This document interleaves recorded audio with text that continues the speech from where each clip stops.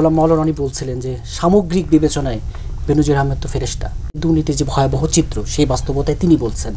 আর যদি বলতে চাই যে একটি কথা ওঠে যে আসলে দিন শেষে বিচারের মুখোমুখি হবে কিনা, এরই মধ্যে কয়েকটি গণমাধ্যমে খবর এসেছে বেনজির আহমেদ সস্ত্রীক তার চিকিৎসার জন্য এরই মধ্যে বিদেশ চলে গেছেন। তো আসলে কি দিন শেষে বিচার হবে কিনা?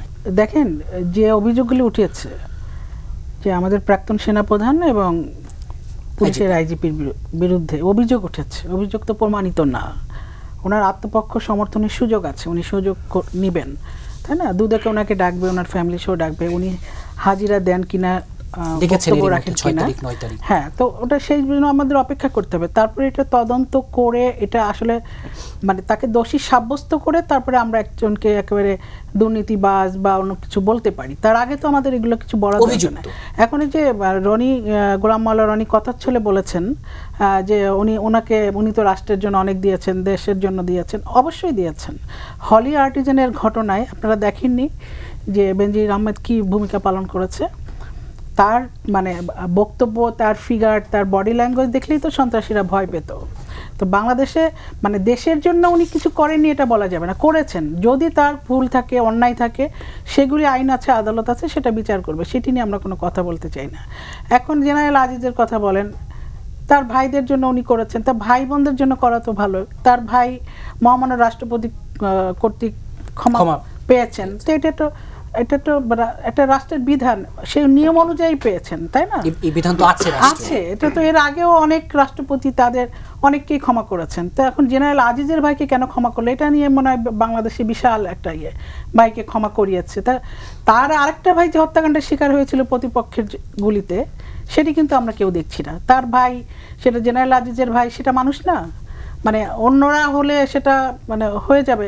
এই যে বিএনপির আমলে যে যত খুনি আসামি, দাগী আসামিদের, যারা একদম ফাঁসির আসামি, তাদেরকেও তো রাষ্ট্রপতির কাছ থেকে ক্ষমা ভিক্ষা করে তারা বেরিয়েছে। সেইগুলির কথা কিন্তু আমরা কেউ বলি না। আসলে এখন কোনো সময় কিছু সময়ের কিছু বিষয় আছে যে এক একটা সময় এক একটা বিষয় সামনে চলে আসে এবং আমরা সেটি নিয়ে কথা বলি, এবং টকশোতেও আমাদেরকে বলতে হয়। হ্যাঁ, আমাদের দেশে এটা দুর্নীতি নেই এটা আমরা বলবো না, দুর্নীতি আছে।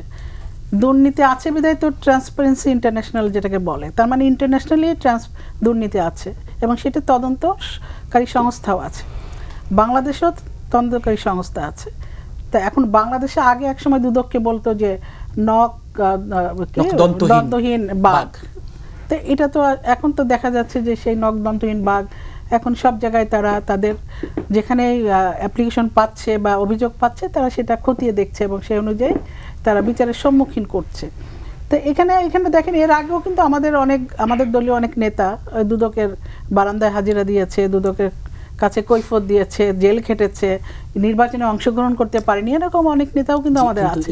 কিন্তু এইটা হচ্ছে সেই সময় যেই সময় বাংলাদেশ আওয়ামী লীগের নেতৃত্বে জননেত্রী শেখ হাসিনা দেশ পরিচালনা করছেন বিধায় কিন্তু আমরা আমাদের দলের সমর্থক বা আমাদের নেতারা কিন্তু দুদকে হাজিরা দিচ্ছে, জেল খাটছে এবং তারা নির্বাচনের জন্য অযোগ্য অনেকে ঘোষিত হচ্ছে। এটি জননেত্রী শেখ হাসিনা ক্ষমতা আছে বিধায় কিন্তু বাংলাদেশে এই কার্যক্রমটা চলছে।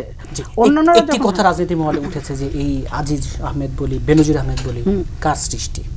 এটা দেশের সৃষ্টি। তারা তো দেশের সন্তান, তাদের পরিবারের সন্তান। তারা লেখাপড়া শিখে তাদের যোগ্যতা দিয়েই তারা তাদের পদ পজিশন পেয়েছে।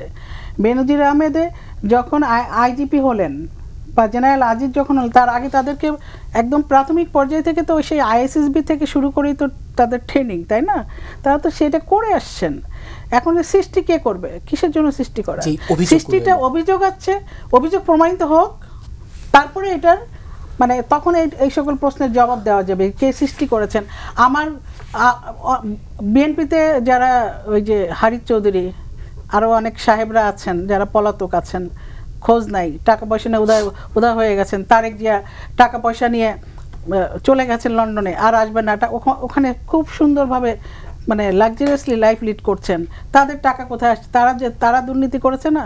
তো দুর্নীতির বরপুত্র কারা? দুর্নীতির প্রশ্রয় দিয়েছে কারা?